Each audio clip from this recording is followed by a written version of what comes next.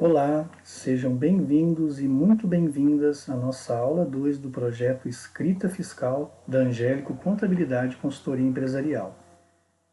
Esse é um projeto que visa orientar e transmitir conhecimento para os estudantes de contabilidade, para as pessoas que estão em busca de um trabalho, do primeiro emprego, para as pessoas que querem mudar de profissão, para os estudantes que já estão formados e que estão em busca do emprego na área fiscal ou na área contábil. E essa é uma grande oportunidade para que a gente possa transmitir conhecimento e conteúdo de qualidade para essas pessoas. Então, esse é o nosso objetivo aqui principal. Inicialmente, eu quero deixar nessa primeira tela os meus contatos, caso alguém queira solicitar o material, tanto da aula 1 quanto da aula 2. Vocês podem me procurar nas redes sociais ou até mesmo no WhatsApp, que eu terei o maior prazer de atendê-los e encaminhar o material assim que for possível. Bom, o nosso conteúdo de hoje é com relação à tributação. Nós vamos falar um pouquinho sobre o panorama do tributo arrecadado no Brasil, até esse momento, né? Segundo a Associação Comercial de São Paulo, segundo o sistema impostômetro. Vamos falar também um pouquinho sobre carga tributária, dar alguns exemplos, elementos do tributo, espécies do tributo e competência e fato gerador dos tributos. Bom, eu começo a aula com esse slide. Vamos direcionar um pouquinho aqui a imagem para que fique bem claro para vocês, para que vocês possam acompanhar pelo material. Até o momento, o Brasil arrecadou 1.693 bilhões em tributos. Isso a nível Brasil. Período de 1 do 1 de 2020 a 31 de 10 de 2020. Todo esse valor aplicado na poupança hoje ele daria em torno de 9 bilhões de reais de juros. Fonte impostômetro.com.br, que é um sistema desenvolvido pela Associação Comercial e Industrial de São Paulo. Eu também vou citar aqui a situação de tributação, como que ela é dividida hoje, como que esses tributos estão divididos, né? Eles estão divididos em produção e circulação, sendo a maior parte para o ICMS, a circulação de mercadorias e produção, que é o Imposto sobre a Circulação de Mercadorias e Serviços. O IOF, ele também tem uma parcela nessa questão tributária, nessa arrecadação. O IPI, que é o Imposto sobre Produtos Industrializados, e o ISS, que é o Imposto sobre Serviços. O próximo slide, ele fala um pouquinho sobre renda e propriedade. Quais são os tributos que incidem sobre renda e propriedade? O imposto de renda é o que tem a maior representatividade para nós, seguido do IPVA, que é o Imposto sobre Propriedade de Veículos Automotores, o IPTU e o ITBI, que é o Imposto sobre a Transmissão de Bens Imóveis. O terceiro slide mostra a arrecadação de outros.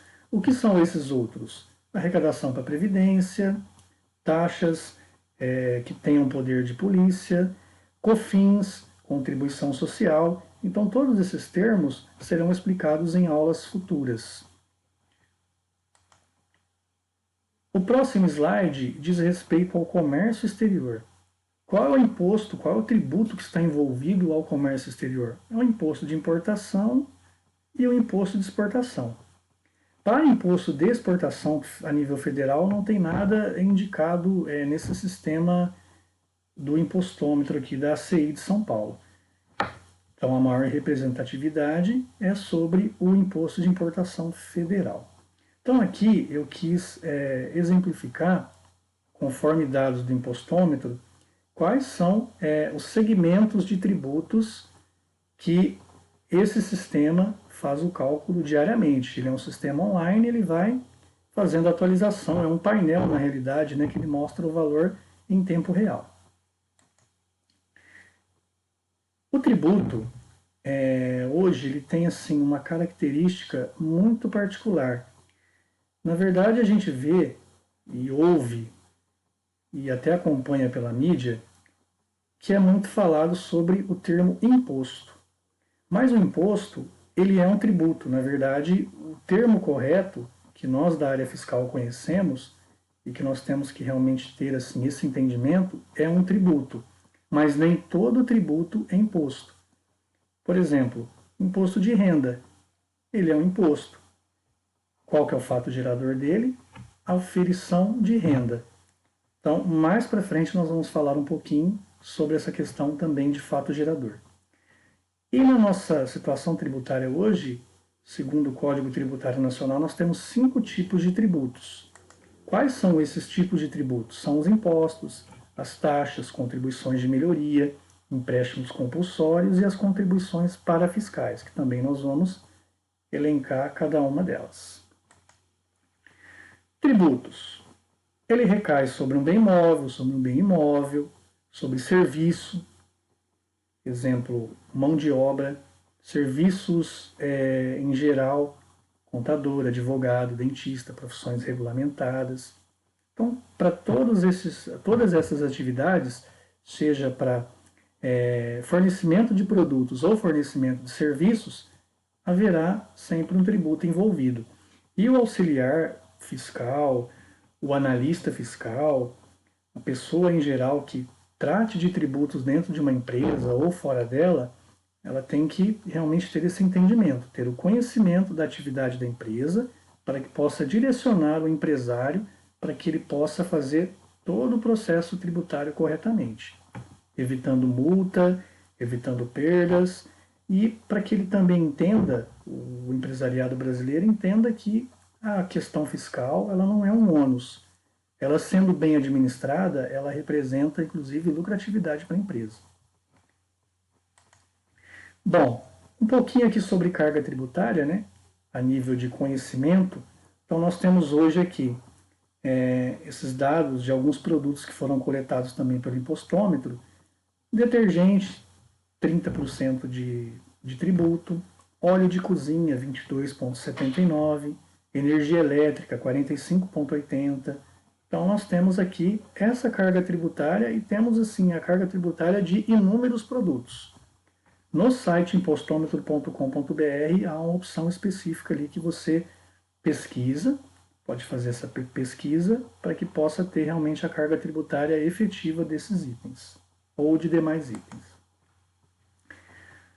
Bom, como eu citei o Código Tributário Nacional, no seu artigo 3º, ele diz que o tributo é toda prestação pecuniária, compulsória, em moeda, cujo valor nela se possa exprimir e que não constitua sanção de ato ilícito, instituída em lei e cobrada mediante atividade administrativa plenamente vinculada. O que diz isso? Vamos detalhar um pouquinho cada um desses elementos? Ela diz o seguinte, que a prestação é aquilo que é alvo de uma obrigação de dar, de fazer ou de não fazer algo.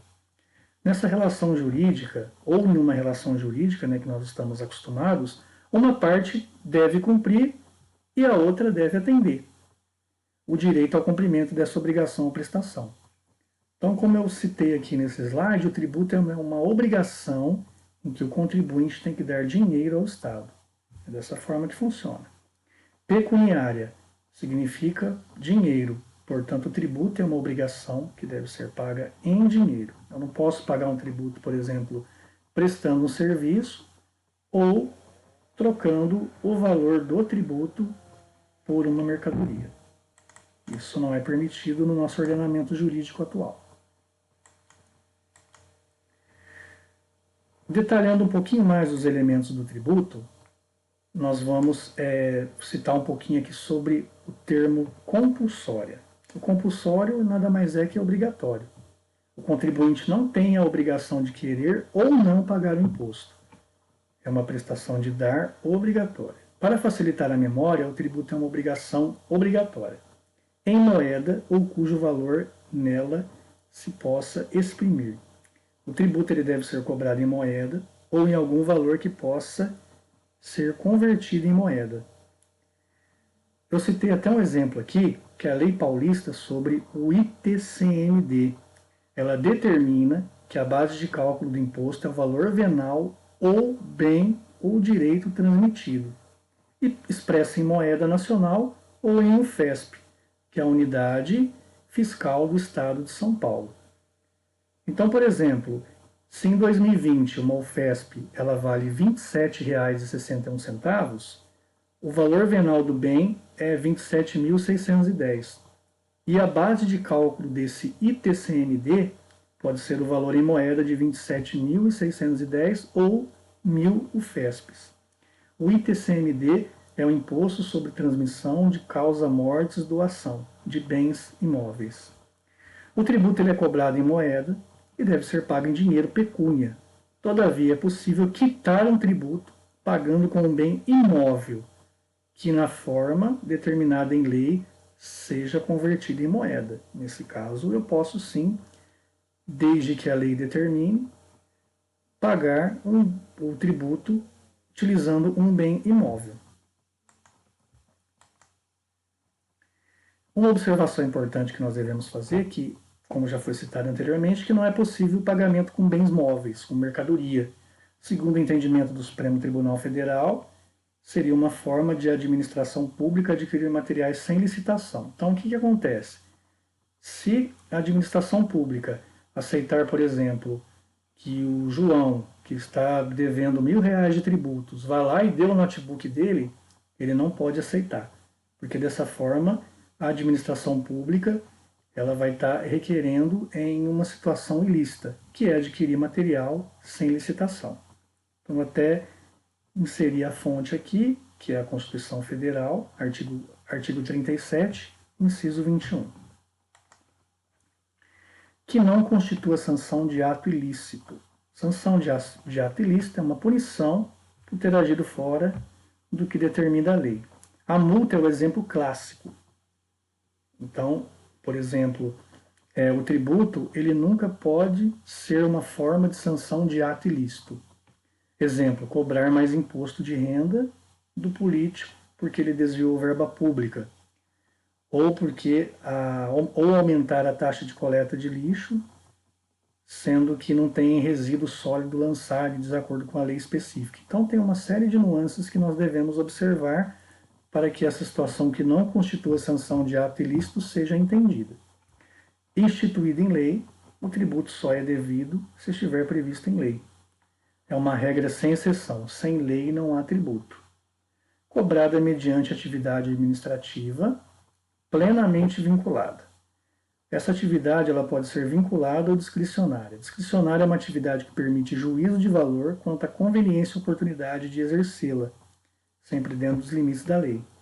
Já a atividade vinculada é aquela que obedece estritamente às determinações legais, ou seja, a lei define todos os elementos do ato que deve ser praticado pelo agente.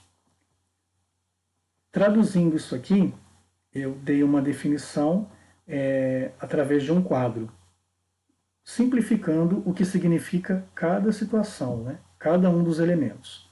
Pecuniária, que é paga em moeda, compulsória não depende da vontade do particular, em moeda ou cujo valor nela se possa exprimir, não constitua sanção de ato ilícito, instituída em lei e com atividade administrativa plenamente vinculada.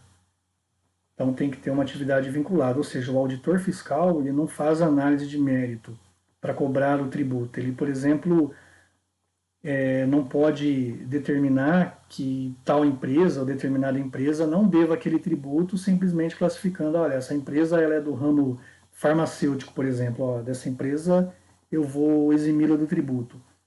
Esse tipo de juízo de valor o auditor fiscal não pode fazer, ele tem que seguir estritamente a lei. Bom, os tributos, né, como eu havia citado anteriormente, que tem ali as suas 5 funções, né, os seus 5 tipos: impostos, taxas, contribuições de melhoria, contribuições especiais e empréstimos compulsórios. São tributos cuja obrigação tem por fato gerador uma situação independente de qualquer atividade estatal específica relativa ao contribuinte. Os impostos se caracterizam por serem de cobrança compulsória e por não darem um retorno ao contribuinte sobre o fato gerador. Por isso que eu disse anteriormente aquela distinção entre imposto e tributo. O imposto, ele não tem ali nenhuma situação que o vincula a dar um retorno para o contribuinte. Por exemplo, imposto de renda. O imposto de renda, ele não é recolhido pelos cofres da União e destinado para um determinado setor ou para uma determinada necessidade. Ele é destinado diretamente para o custeio da máquina pública, para os gastos públicos. Então, ali ele não faz distinção se ele vai, por exemplo, ser um recurso para a área da saúde ou se ele vai ser um recurso para a área da educação. Ele não tem esse vínculo. Ele é um imposto recebido pelo governo e o governo faz ali o atendimento às necessidades da máquina pública, aos gastos públicos. O que são taxas? Taxas em razão do exercício do poder de polícia ou pela utilização efetiva ou potencial de serviços públicos específicos e divisíveis, prestados ao contribuinte ou posto à sua administração. A taxa, por exemplo, é um serviço de coleta de lixo, que essa taxa de coleta de lixo ela é determinada pelos municípios, a taxa de água e esgoto, a taxa de licenciamento, a taxa de limpeza pública, a taxa de registros de comércio das juntas comerciais também são taxas. Contribuições de melhoria é decorrente de obras públicas, cobrada somente na região beneficiada pela obra. Um exemplo disso é, por exemplo, quando ocorre uma benfeitoria no bairro, uma pavimentação, uma galeria de águas pluviais, uma rede de derivação de água e esgoto. Então, essa contribuição de melhoria ela é dividida para todos os moradores daquela região, para aquela região na qual foi feita e aplicada essa benfeitoria. Já as contribuições especiais, elas têm o resultado da arrecadação dela é o financiamento da Seguridade Social, que é a assistência social, a previdência social e saúde, de programas que impliquem intervenção no domínio econômico ou ao atendimento de interesse de classes profissionais ou categorias de pessoas, servindo de benefícios econômicos ou assistenciais. Exemplo, uma contribuição sindical, uma contribuição previdenciária, uma contribuição para a Seguridade Social e é um programa de integração social e programa de formação do patrimônio do servidor público, que é o PIS/PASEP. Já os empréstimos compulsórios, ele existe, está previsto, mas não é cobrado atualmente. Ele pode ser implementado para atender às despesas extraordinárias decorrentes de calamidade pública, guerra fiscal ou sua iminência. Nós tivemos, no Brasil, alguns empréstimos compulsórios, mas o empréstimo compulsório mais recente, que foi instituído após a Constituição de 1988, foi então o presidente Fernando Collor, quando ele instituiu o Plano de Recuperação da Economia, que levava o seu nome, que é o Plano Collor. Então, naquela época, o plano fracassou, mas, independente disso, aquela situação ela ficou conhecida como um confisco, porque ela promovia a retirada de 80% de todos os depósitos bancários superiores a 50 mil cruzados novos. Então, naquela época, foi instituído esse plano, um plano com o objetivo de acelerar o desenvolvimento por meio de desestatizações, liberalidade fiscal e outras iniciativas que acabou não dando certo, mas o dinheiro foi arrecadado. Tanto é que, nos dias atuais, a gente pode verificar aí que há ainda pessoas que estão recebendo juros, multa, contestações que fizeram lá no passado de que o que foi confiscado dessas pessoas e o que foi realmente revertido, ou o que foi devolvido, não era o suficiente.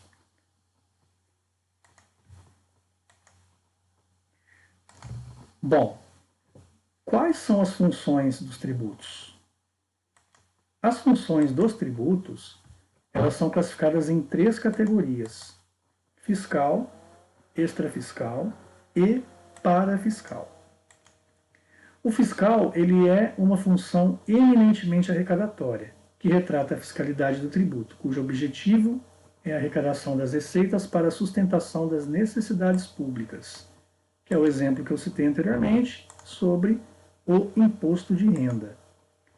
A extrafiscal ela não visa só a arrecadação, mas ela também pode interferir no domínio econômico, buscando regularizar determinados setores da economia.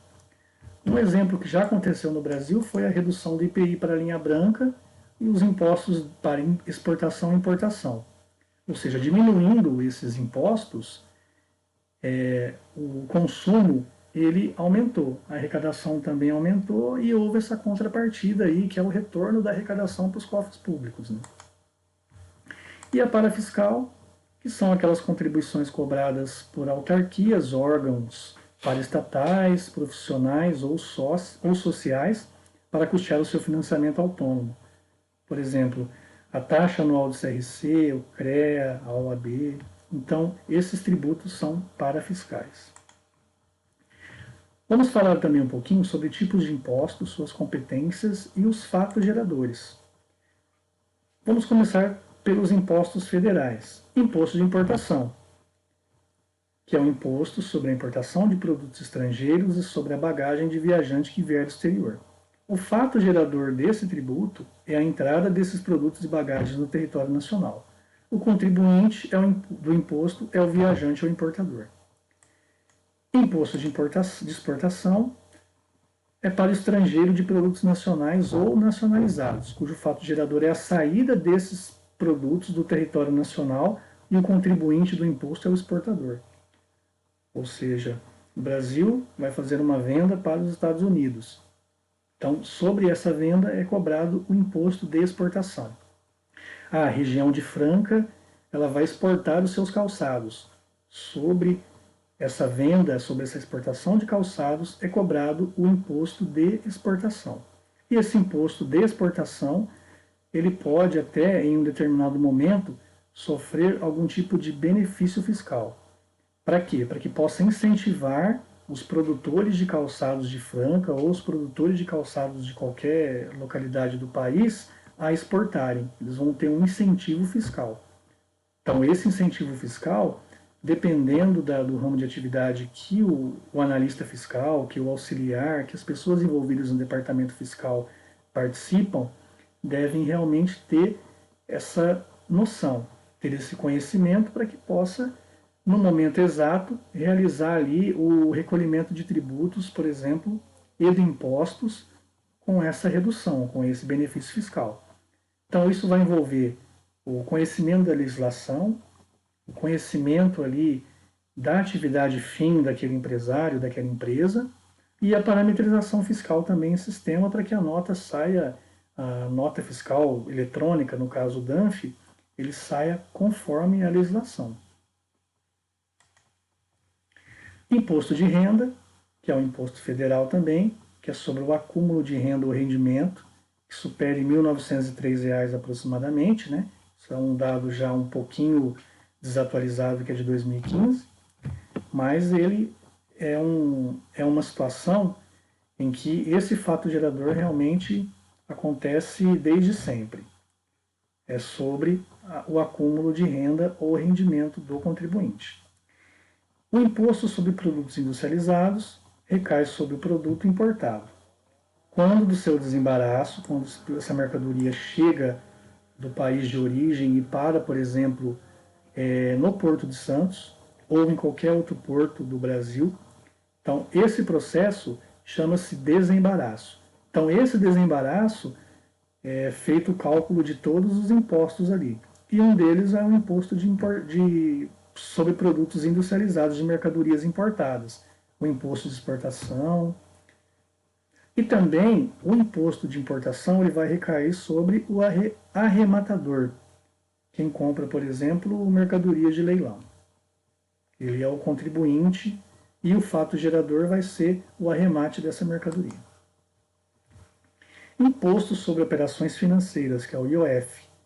Ele recai sobre as operações de crédito, câmbio e seguro e sobre as operações relativas a títulos e valores mobiliários.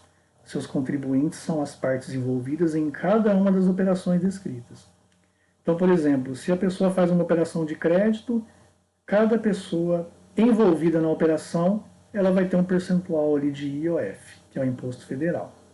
Imposto sobre grandes fortunas, ele ainda é um imposto que não está instituído nos dias de hoje, mas ele é um imposto previsto e é um imposto de competência da União. Falando um pouco mais sobre impostos federais, nós temos o Imposto sobre Propriedade Territorial Rural, que é o ITR, cujo fato gerador é a propriedade, o domínio útil ou a posse de imóvel, como definido na Lei Civil, localizado fora da zona urbana do município. E o contribuinte desse imposto pode ser o proprietário do imóvel, pessoa física ou pessoa jurídica, ou o titular do domínio útil, ou ainda o seu possuidor a qualquer título. Sobre os impostos estaduais, nós temos o ICMS, que é o Imposto sobre Operações Relativas à Circulação de Mercadoria e Prestação de Serviços de Transporte Interestadual e Intermunicipal e de Comunicação, sigla ICMS. Ele incide sobre operações relativas à circulação de mercadoria, fornecimento de alimentação, bebidas em bares e restaurantes, sobre a prestação de serviços de transporte interestadual e intermunicipal. Ele também recai sobre situações aqui de fornecimento de mercadorias com prestação de serviços não compreendido na competência tributária do município, sobre fornecimento de mercadoria com prestação de serviço sujeito ao imposto sobre serviços, que é o ISS. Então ele tem uma gama imensa de fatos geradores, a questão do ICMS, que nós abordaremos mais à frente, detalhando os seus trâmites aí. Um outro imposto estadual é o ITCMD, que é o Imposto de Transmissão, Causa, Mortes e Doação. Então ele recai sobre a transmissão de qualquer bem ou direito havido por sucessão legítima ou sucessão testamentária, inclusive a sucessão provisória. Em sucessão causa mortes ou em dissolução de sociedade conjugal, seus contribuintes podem ser o herdeiro ou o legatário na transmissão causa mortes, o donatário na doação e o fiduciário quando este for encarregado de transmitir a herança ou o legado de seu sucessor. Também nós temos o IPVA, que é o imposto que incide sobre a propriedade de veículos automotores terrestres somente. O contribuinte do imposto é o proprietário do veículo em questão. Já nos impostos municipais, nós temos o imposto sobre serviços de qualquer natureza. Esse imposto ele tem como fato gerador a prestação de serviços por empresa ou profissional autônomo de serviços descritos na Lei de Serviços da Lei Complementar número 116. Então, existe uma lei complementar que cita todas as situações ali possíveis de prestação de serviço e nela há a tributação, a informação de quanto o contribuinte ele deve recolher por cada serviço prestado. Nós também temos como impostos municipais o Imposto sobre Propriedade Territorial e Urbana, que é o IPTU, cuja incidência tem como fato gerador a propriedade, o domínio útil ou a posse de propriedade imóvel localizada em zona urbana ou extensão urbana. Os contribuintes do imposto são as pessoas físicas ou jurídicas que mantêm a posse do imóvel por justo título. Há também o ITBI, que é o Imposto sobre Transmissão de Bens Imóveis entre Vivos, intervivos. É a transmissão intervivos, ou seja, entre pessoas vivas, a qualquer título, por ato oneroso. Exemplo, compra e venda de propriedade ou domínio útil de bens imóveis. Transmissão a qualquer título de direitos reais sobre imóveis, menos os direitos de garantia. Cessão de direitos relativos às transmissões acima mencionadas. O contribuinte do imposto pode ser qualquer uma das partes envolvidas na operação tributada, como dispuser a lei. Com relação à aula de hoje, a aula 2, vamos fazer uma pequena recapitulação sobre os assuntos tratados aqui. Então a aula 2 foi sobre tributação, nós demos um panorama sobre o tributo arrecadado no Brasil, a carga tributária, né, de alguns produtos, elementos de tributos, espécies de tributos e competência e fato gerador dos tributos. Eu deixo aqui os meus contatos, novamente frisando, para quem quiser adquirir o material, é só solicitar por e-mail, pelo Skype, pelo Instagram, pelo WhatsApp ou até mesmo enviar uma mensagem via LinkedIn. Indique o seu e-mail para que eu possa encaminhar o material em PDF por e-mail para quem estiver interessado. E eu gostaria também de reforçar aqui o propósito da Angélico Contabilidade e Consultoria Empresarial, que é um propósito muito simples, que é o propósito de ajudar, orientar e transmitir conhecimento para as pessoas que tenham interesse em participar ativamente, seja profissionalmente, estudante, da área fiscal e da área contábil. Então, esse é o nosso objetivo principal. E eu estou à disposição de todos, caso queiram, façam comentários, compartilhem, dê um joinha, façam comentários ali, perguntas, estarei à disposição para respondê-los com muito prazer e as respostas serão conforme a disponibilidade também. Às vezes não há tempo hábil para responder no momento, no ato, mas podem ter a certeza de que todas as situações, todas as perguntas, elas serão respondidas e serão resolvidas. E o que a gente não souber, obviamente, nós vamos solicitar auxílio aí para outros profissionais, colegas, pesquisar a legislação. Então, o objetivo principal é não deixá-los em dúvida. E eu peço aqui mais uma vez que compartilhem, divulguem o meu canal, divulguem o meu trabalho, compartilhem em suas redes sociais. Eu em breve estarei fazendo uma expansão aqui das minhas redes sociais, divulgando esses vídeos em Instagram, em LinkedIn, porque é um processo natural hoje, principalmente por conta da pandemia. Nós precisamos realmente aí ter uma rede social mais forte, com mais colaboradores, com mais pessoas vendo, e a gente também tem que praticar também a questão do distanciamento social. Então, essa questão de ensino à distância, cursos profissionalizantes à distância, esse tipo de ensino, ele veio para ficar realmente. Então, eu agradeço de coração a todos que participaram, a todos que assistiram, que compartilharam, pessoas que estão curtindo o meu canal, eu agradeço imensamente, principalmente no YouTube, eu já tenho 245 inscritos, e é uma enorme satisfação para mim saber que o trabalho está realmente no caminho certo. Muito obrigado e até a próxima aula.